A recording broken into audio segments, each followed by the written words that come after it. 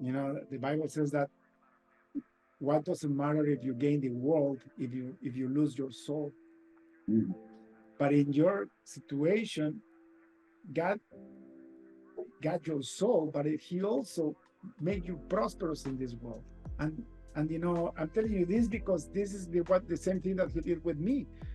And it's such a beautiful thing that once you're under the light, once you know that faith is real, once you know that there is a heavenly Father that created everything and everybody, and we all have a purpose, that Mhm. you can just let go and be strong and courageous, and then He will give you the desires of your heart. That's right. Isn't that amazing?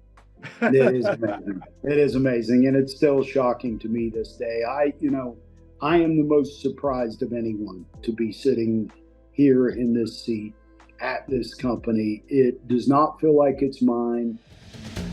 Welcome to the Break Free Podcast. I am your host, David Mancera. As you guys know, this segment of time is dedicated to honor people that are making this world a better place through their organizations. And what a great example as Jeremy Porter. Brother, welcome to the show. Thank you for having me. Excited to be on the show. Really appreciate it, David. Jeremy, for the audience, can you tell me your full name? Where do you live and what do you do for a living? My name is Jeremy Porter. I live in Atlanta, Georgia, and I own and operate Atlanta Motorsports Park, which is a motorsports country club or resort. Think of a golf country club or resort, but instead of a golf course, we have two racetracks, one for cars and motorcycles and one for racing go karts. When I hear that, and I know people don't know exactly what you mean yet, I was amazed. Give me more details. So I'm gonna give you the analogy. Okay, one of my CFO during COVID, we moved everything to the cloud. I mean, we're an IT company. We actually write software for businesses, so we were already in the cloud. The last thing I needed to move is accounting, so I moved accounting to the cloud because we couldn't be in the office. So he worked from home for like 3, 4 months, and then one day he phones me and he says, "David, I haven't been to the office for so long. Do you mind if I move out of the country and I keep working for you?" And I said, "No problem. As long as your work is done on time, it's fine." So he sold his house and he moved to Mexico. And he's in this beautiful place called Nuevo Vallarta, and it's a country club.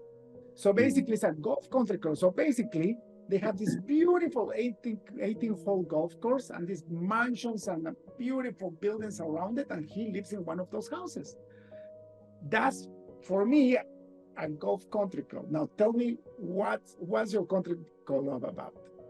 Yeah, so it's very similar to that, David. It's so there's people that love golf. I enjoy golf. It's definitely I've got a short attention span. I'm ADD, as you'll hear throughout this podcast. I'll be all over the place, and so golf is too long and it's too much time in between the holes. So people that are like me, or people that like cars or motorcycles or go karts, this is a country club for people that enjoy speed. It can be your neighbor that owns a sports car and just wants a place to be able to rip through the gears and terrify the person in the right seat, which we like to call the victim seat. And really just enjoy that car. And then if they want to race, they can race in that car. They can buy a race car. They can buy a racing motorcycle. They can buy a race go kart. And so when you come into the gates of the Motorsports Country Club or the Motorsports Park, you drive into a conference center, and in front of that conference center is a resort pool with an outdoor kitchen and a water slide and jacuzzi and a hot tub and fire pit and putting green and all these different amenities. And you come up into the country, into the conference center, and you've got your typical things: a fitness center. You've got food and drinks. That we've got coming. We're bringing in a restaurant and member lounge and just all these different areas. And then we've got simulators because, some people want to drive on a simulator before they actually drive on the racetrack. As you walk through the clubhouse or the conference center, you walk to a deck that overlooks about 80% of the racetrack. And then we just added what we call a sky deck that goes across cold pits and hot pits right to the edge of the racetrack. So you could literally drop your cell phone onto the racetrack. You're that high, you're that close to the racetrack, and you're about 30 feet above it. So that's why we called it a sky deck. And with that, so, people don't have a place to be able to rip through the gears in their cars without going to jail, killing somebody, or, getting a ticket or wrapping themselves around a tree. And this is a place that facilitates that. So think of a conventional racetrack, but with a country club component. You join as a member, and then you get access to the amenities. You get access to the clubhouse, the conference center, the pool, the racetrack, the go-kart track. And then to expound upon that, we are now building condos. We're building upwards of 300 condos and 46 houses that are around the track, because a racetrack, is like oceanfront to these people. They want to be able to watch cars go around the track and bring guests and clients and families and friends. So it's very unusual. It's very unusual. A lot of fun. It sounds fascinating. If I lived in the USA, I would be one of your clients. Yeah. It's beautiful. How do you come up with this idea? By the way, it's the first time I hear it in my life. That's why I'm amazed about this. Well, what's interesting is I always joke that it was mushrooms on pizza, and the hallucination of those made me come up with that idea. I say that in a joking jest, but it really was something that I'd come up with in 2001, or actually 2000, right before, 2001, and the concept was very new. There was only one other one of these in the world, and now there's probably about 20 of us that are true motorsports country clubs. They're all over the world, mainly in the US. This is where it really started. So it was an idea that I just enjoyed hanging out with the guys and the gals at the racetrack. And what I really realized that I enjoyed more than anything was what we call bench racing, where at the end of the day, we're all underneath the tent, everybody's exhausted, somebody cracks a beer, another beer, and we just start talking racing. And, we make fun of each other and poke at each other, and then trade secrets on what to do and what not to do, and how fast we used to be or were or going to be tomorrow. So it really was a way to be able to get the racetrack experience without having to pull a race trailer, unload it, load it, be there all weekend, and get rid of all those difficult aspects of racing, and bring it into a social setting. And oh, by the way, we have a racetrack out back if you want to go race your car, go-kart, or motorcycle. So that's really where the concept started back in 2000. 2000. Correct. All right. And so I didn't launch this officially until 2008. Wow. So you were the originator of the idea, the entrepreneur, the fundraiser, and now you execute it, and now you manage the entire thing. Listen, very few people in life manage to become an entrepreneur, let alone an entrepreneur that has the capacity to pull this off. So let's look back in life and see how you got where you are. I'm excited about this. Imagine you go to a time machine and you go back to your last day of high school. What was in your head, and what did you decide back then? Well, that's a funny story. I was an out of control teenager, completely out of control, drugs, alcohol, just off of the rails. So I never finished high school. I stopped going to high school in 10th grade and never went back. And so my dad, rightfully so, kicked me out. I ended up in a homeless shelter for a couple of years. And so, what was funny is I was always good at selling things and kind of figuring things out, being creative and being resourceful, even during that period of time. And so, I came to live with my brothers, and my brothers kind of straightened me out and got me on the straight and narrow. And I started working in different types of businesses and got involved into car audio and performance cars when I took over a car audio and performance shop when I was 19. And this company was upside down financially, turned it around. But that's really where my passion for cars and performance started. I had a Honda Civic with Momo Ibach engineering springs on it and wheels or Momo wheels. And I mean, all this stuff on this little Honda Civic. And it's just where I really love that stuff. And the concept of driving on a racetrack, 30 something years ago was unheard of. So that wasn't even in my mind. But, I got into racing, I got involved into racing and then moved forward kind of in life and got involved in various different kinds of businesses, from leasing jet aircrafts to headhunting to organizational development and business strategy. It just bounced around a lot. Wasn't a job hopper. I always had long tenure at companies, but bounced around industries a lot. And what I found is business is universal. You can sell widgets, you can sell services. It doesn't matter. It all comes down to management, leadership of people, and accountability and financials and things of that nature. So it's very universal. And then really landed,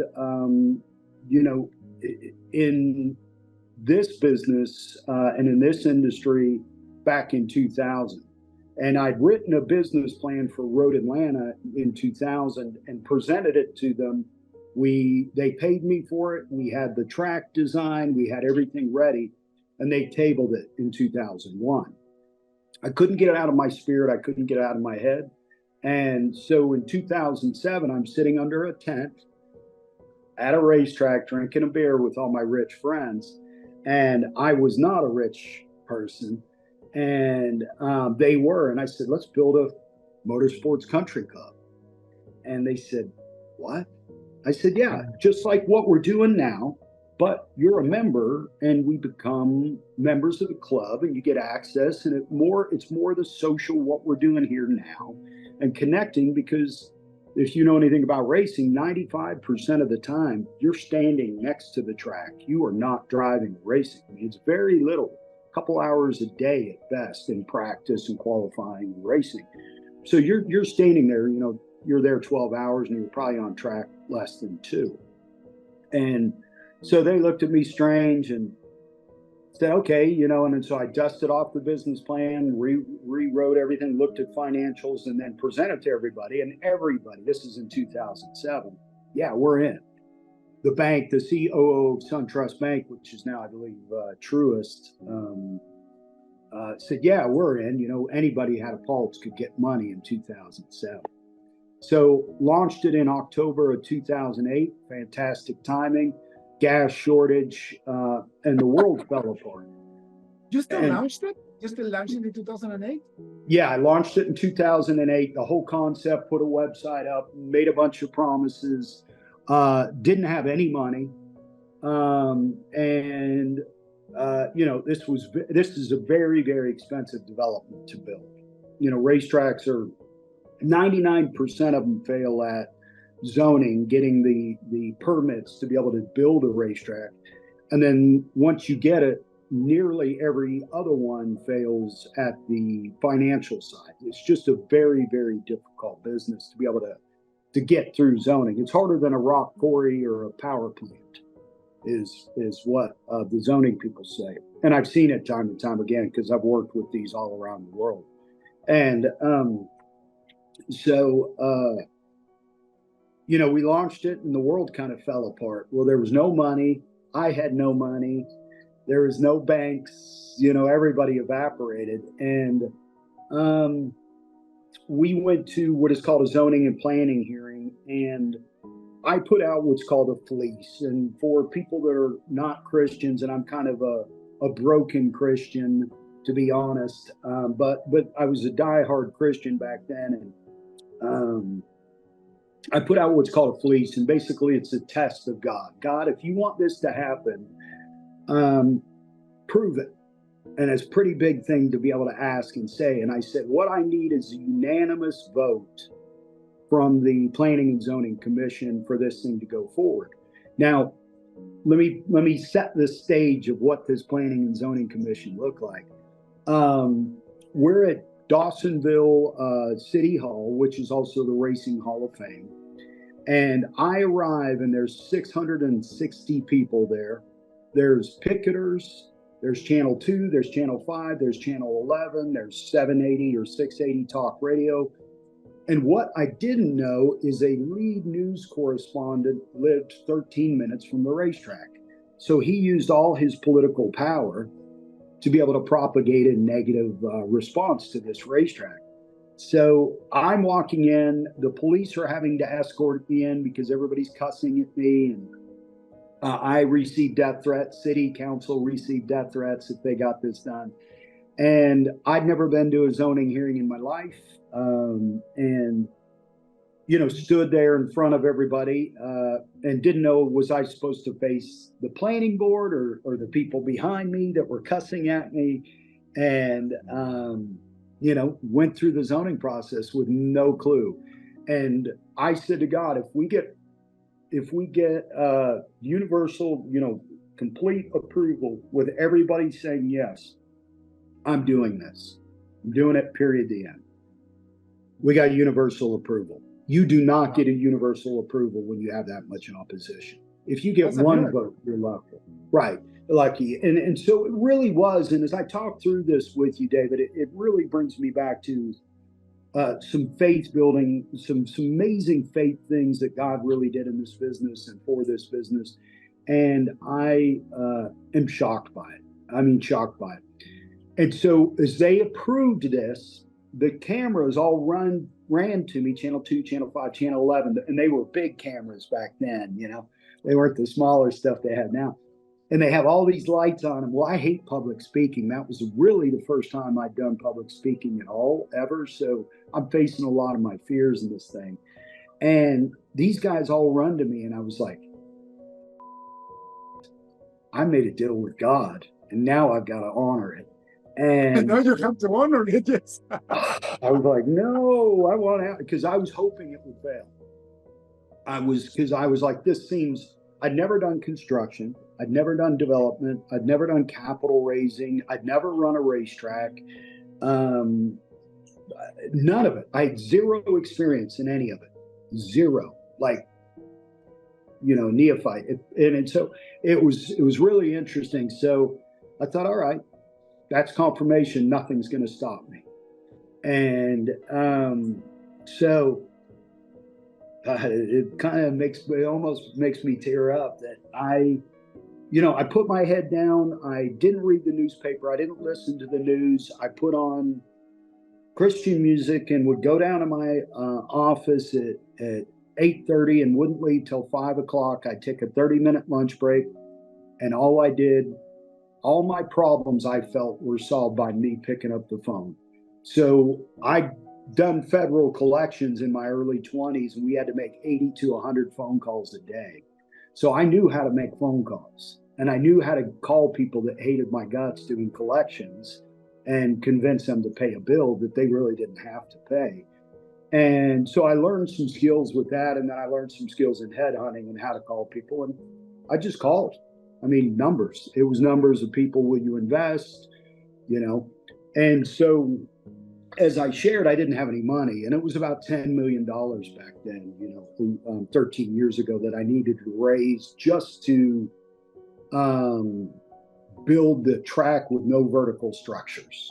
I mean, that was nothing. It was dirt, around the track, gravel parking lots, and 2 double wide trailers is how we kind of opened.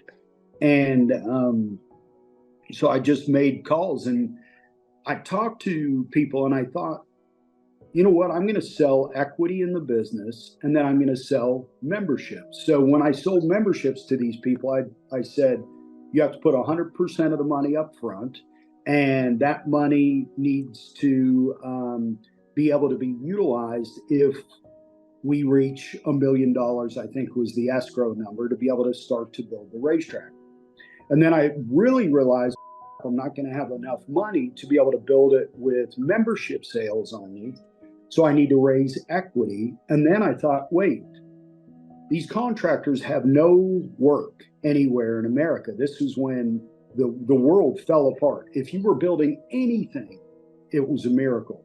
So we were the only large to medium project in the state of Georgia. And anytime I would talk to anybody with real estate or construction, they go, "Oh my God, you're going to fail. It's never going to happen." And so I just turn around and walk away. So it dawned on me, I received 32 bids for the grading for moving dirt around the site as far as Michigan, because there was no work. And so I called up the top 5 guys and said, "Listen, together we possibly can make it through this. Apart, I don't think either one of us will make it. Finance your own work." And they're like, "What?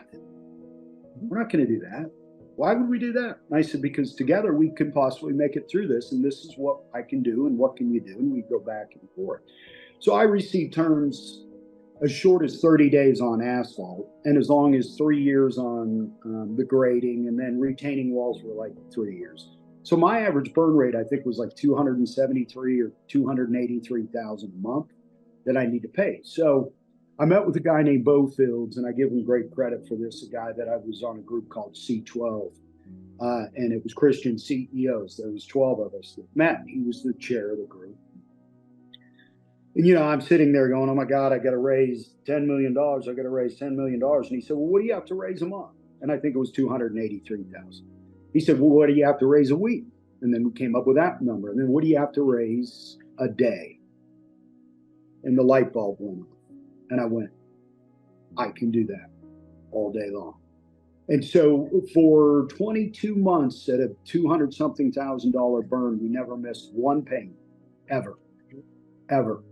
And I had no money. And here's the story. This is pretty funny, that the owner of the land is one of the Elliots, the famous NASCAR racing people. And I bought the land from them, and the guy that was helping me, Randall Redding, he's passed away with cancer, a fantastic man, is ethical and Christian and just walk on water kind of guy, as you would know. He came to me before we offered the price on this land, and he said, "Jeremy," he said, "I've been praying about this, and I think the price you need to offer for this land is," I think it was $10,000 per acre. This is huge. This is double the size of a shopping mall. And so I listened to him and went and offered 12,500, and because I was afraid. And so he accepted, and so we did a owner financing where I gave him $500,000 down. So I took $500,000 from that escrow account, put it down, and then I had payments at 3% interest, and I had another $500,000 balloon payment due. And it was $500,000. I had $2,500 in the bank, and it was due in 2 weeks. And so the chairman of the bank owned the note on this land, and he and I became friends. And we called him up and said, "Hey, can you take this owner financing out with this gentleman?" And he said, "Yeah, I can, but here's the price you need to pay for the land, and we can make the deal happen." And that price was $10,000 an acre. And so wow. So wait, this is great. So I go there. I go to meet with this guy, and he's very mercurial, very mercurial. And we sat down with him, and I brought one of my big players. He was one of my board members, Brian Moss. He was the vice chair and president of Gulfstream and the president of General Dynamics. I mean, he negotiated deals with Bill Gates, and I mean, just big player. Very quiet guy, and when he spoke, good gosh, you knew it was important, and just a fascinating guy to me. One of the guys I just respect more than anything, Brian Moss. And so we sit down with him, and I'm terrified. And I said, "Listen, Ernie, we want to buy the land outright, but here's your options. The bank will take your loan out, but you're going to have to give us a break on the price of the land, or you can have the land back. Those are your choices." And so he said, "Well, that's a shitty offer, but I'll take it." So we got the land for $10,000. The bank took out that land. and I had a conventional bank loan on a racetrack that was not even built yet, which is very unusual, very strange. Especially during the worst financial crisis that the world's seen in the modern times. I mean, we're talking 2008 here. Yeah, and it was interesting because this bank got money from the government. And this bank was kind of upside down too. So we had a lot of interesting favor during that period of time, but never missed a payment. I mean, that was the closest we'd ever gotten. And then, so I thought, okay, now I need to build vertical buildings on this track.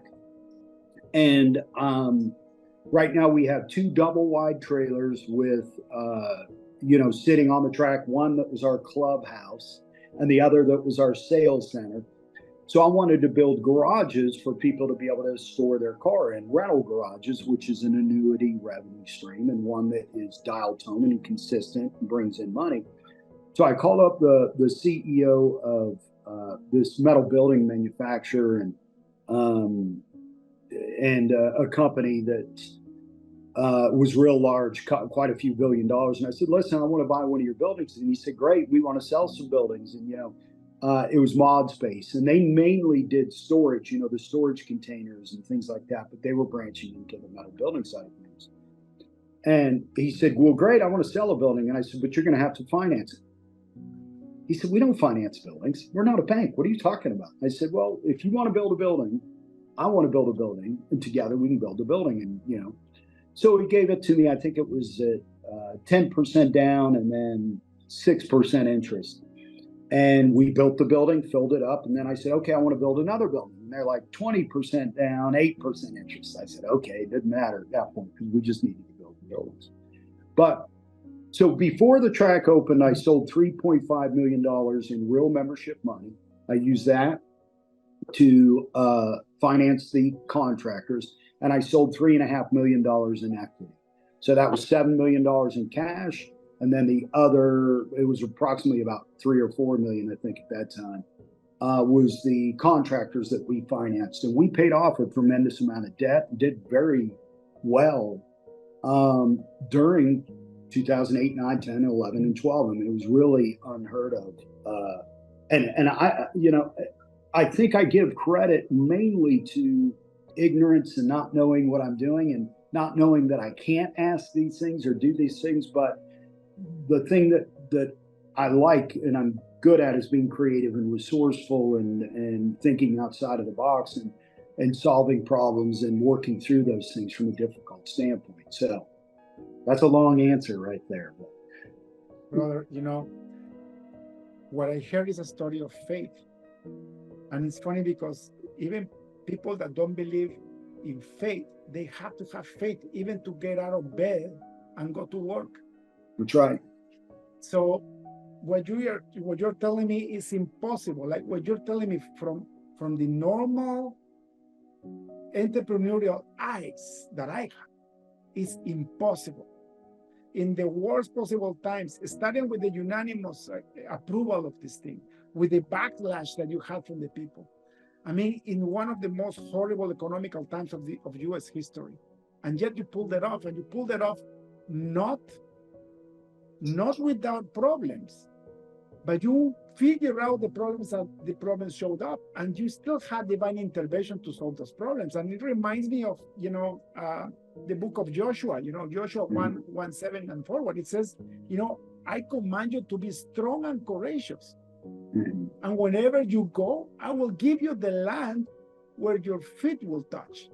So God didn't tell Joshua to sit in his butt and do nothing, and he will get the land. No, he told him to be strong and courageous, and that the Lord will be with him, and he will inherit the land. And that's what happened. He went and he did what the Lord told him to do. He faced literally giants, right? If you read the book, they are actually facing the people from, the ancestors of Goliath, literal giants. But they conquered because he was strong and courageous, which is what you did. And it takes a huge amount of faith to do that. But you know what? When it's funny because when you say like it's just because like maybe ignorance, but this wasn't ignorance, it was more faith. You let go. You realize that you were asking an impossible thing to God regarding the approval, the unanimous approval. You thought that he couldn't do it or he will not do it, so you felt safe. And when you saw yourself that he actually delivered on what you were asking him, now was your turn to deliver. But you were also faithful on delivering. You could have said, "Oh, this is too big for me. I was kidding," and God knows where you'd be at. Yeah. Well, it was wild. I would come home to my regretful ex-wife now, but that I had gotten a divorce. But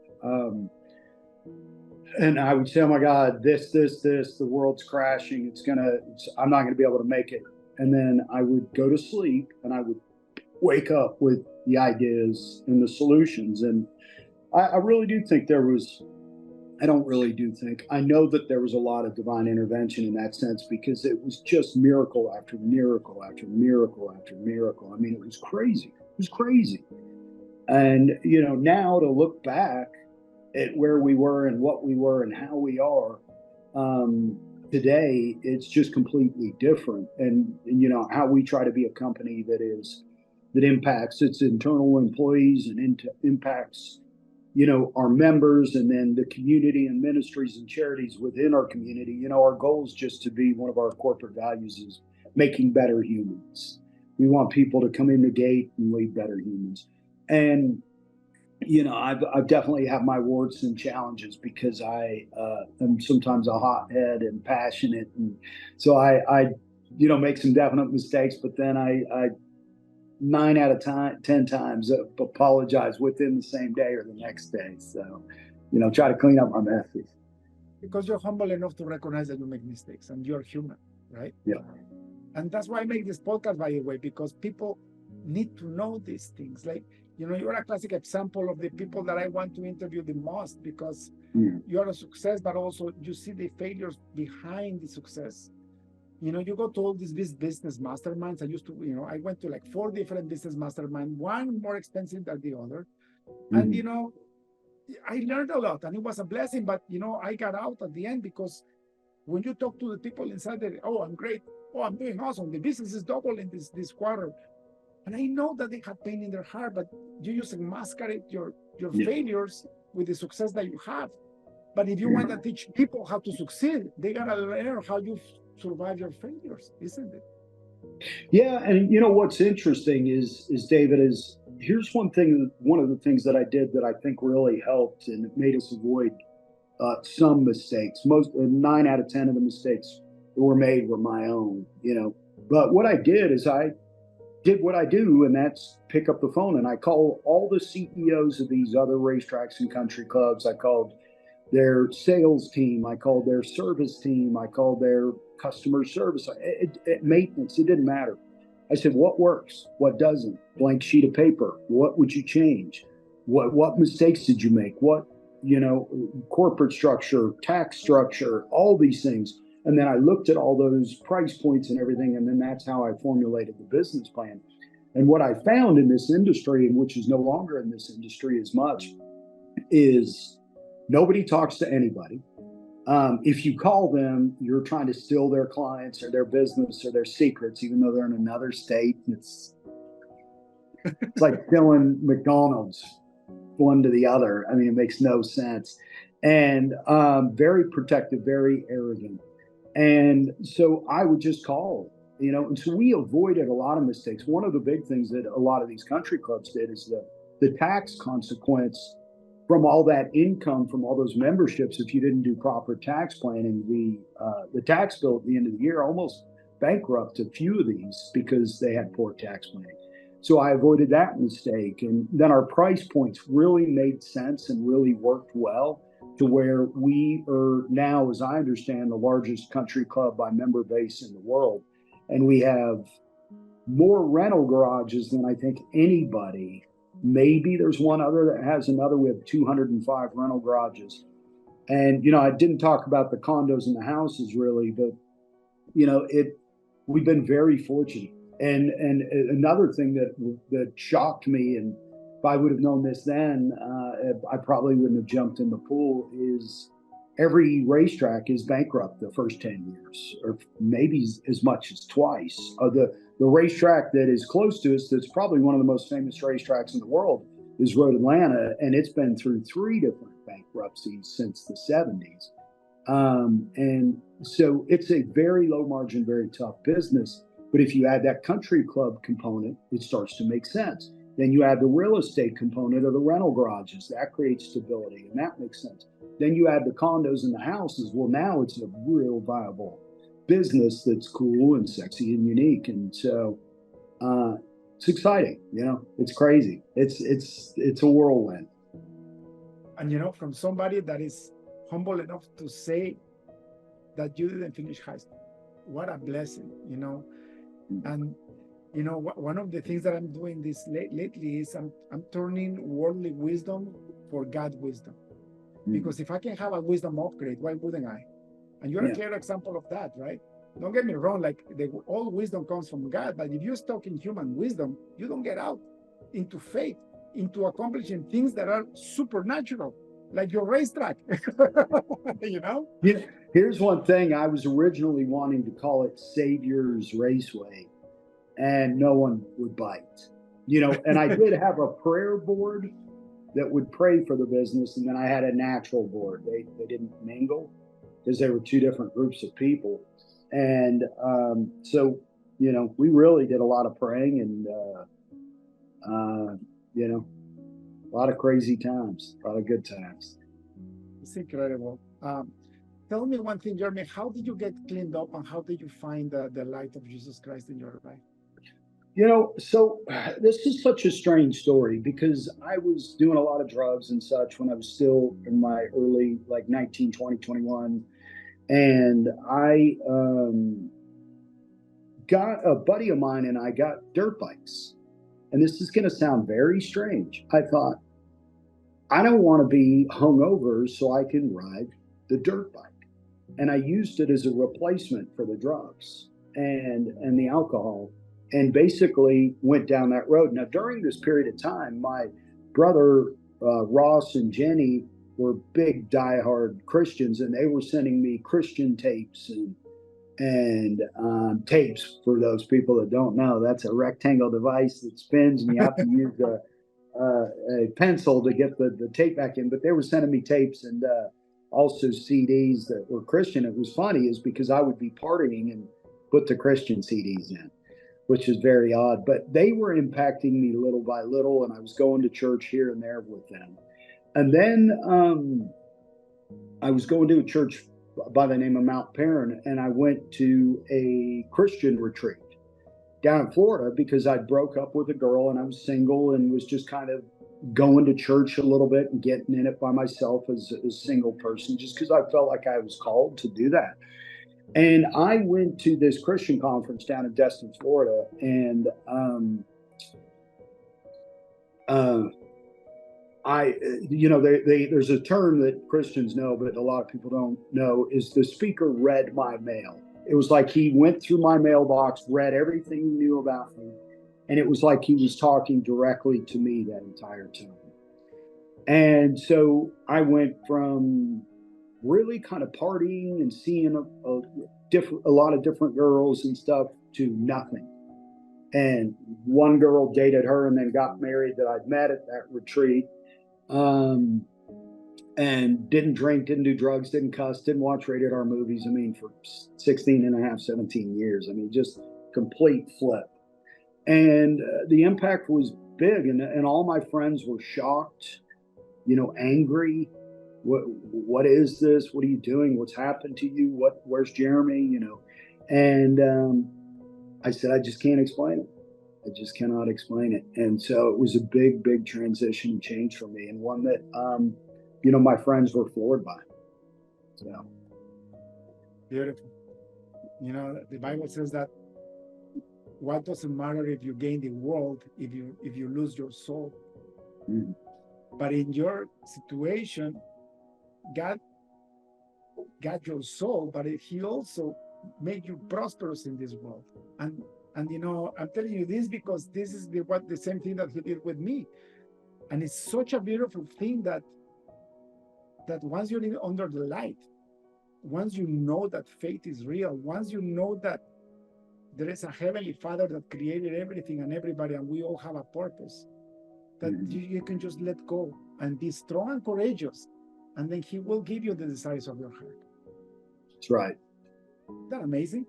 It is amazing. It is amazing, and it's still shocking to me this day. I am the most surprised of anyone to be sitting here in this seat at this company. It does not feel like it's mine. I have that imposter syndrome that so many people have of how am I here and why am I here and how did I land here? And it's again, when people are like, "Wow, this place is cool," or "It's amazing," or "It's whatever," and I tell them I'm more surprised than you are that I'm sitting here involved in it.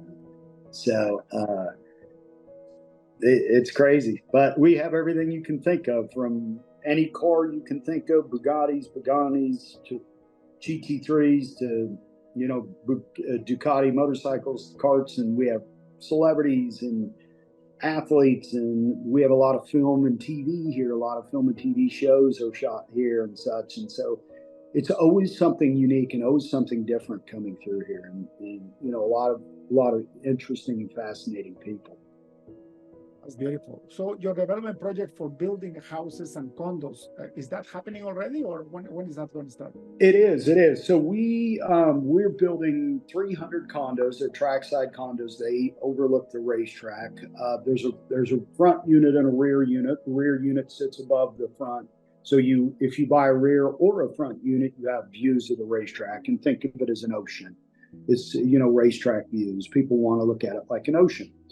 And we have built 57 of those. We're going to be building a total of 300. And we're building 46 houses as well. And these houses are just conventional 3-story houses that are going to be small. We're calling them race cottages. They're like tiny homes.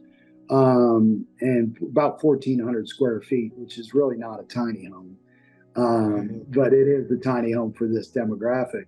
But the idea is people want to come and they want to play and they want to go back and drink a beer or whatever and take a shower and watch the races together, and then come and reconvene here, go to the resort pool that we have or the fitness center, and then go to the track the next day. So it becomes really a lifestyle for people that are interested in motorsports. So instead of having a lake with boats in it, we have a racetrack with cars on it. Or instead of having a golf course with golf carts and golfers on it, we have race cars, go-karts, and motorcycles. So it's just a replacement, and it's a passion for people with different passions than those others. That's beautiful, because you made it family friendly too, having that country house and having different types of recreation. Now they can bring their wives and kids too, right?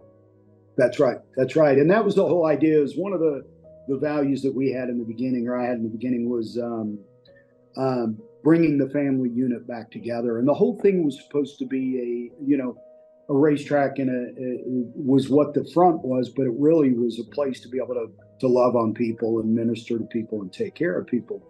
And that goal of having a kid's playroom and a sand pit and pedal cars out by the pool and a dry slide and a wet slide, and just I tried to make it so mom and dad and the kids would come here and the kids' eyes would be like this, with just the pool and all the amenities, let alone the racetrack and the go-kart track. So we can start kids as young as 4 years old in go-karts.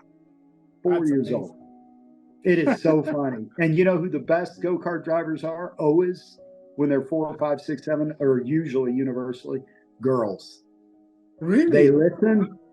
They don't slam on the gas. They don't slam on the brakes. They don't yank the steering wheel around. They have finesse, and just a lot of great stories, because I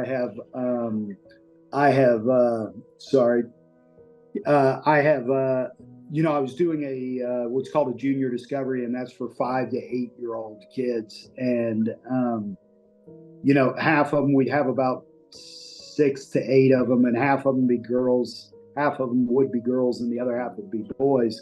And the girls always kicked the boys in the tail. It was hilarious. And one thing that we figured out immediately is we had to tie ski ropes to the back of the go-karts because the kids would pin the gas and never let off. I mean, they would run off a cliff. And so we had to do that with them. And, you know, the girls were not the ones that would pin the gas and run into stuff. And they would listen and, you know, really cute. You know, it was really cute. A lot of fun. Fantastic. Jeremy, it has been a pleasure to have you on our show, and I would love to respect your time. So I will ask you one last question before we finish the show. If you had access to a billboard in front of the busiest highway on earth, what would you write in it?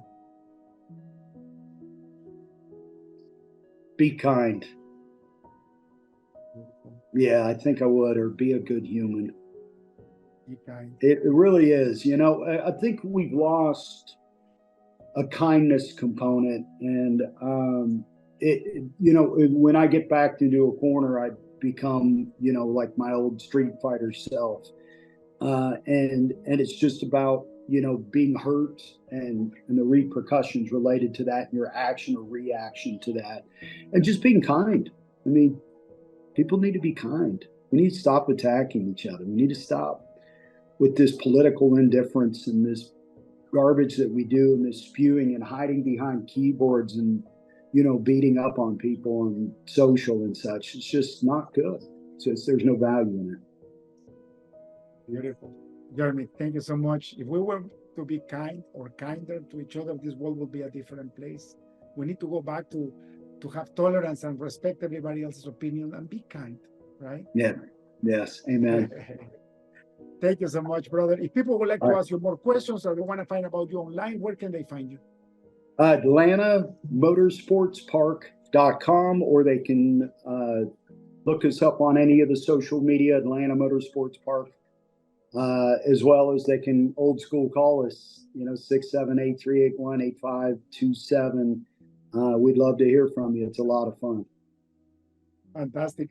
Jeremy, God bless. Thank you so much, and have a wonderful rest of the week. Yep, Cheers. you too. Cheers.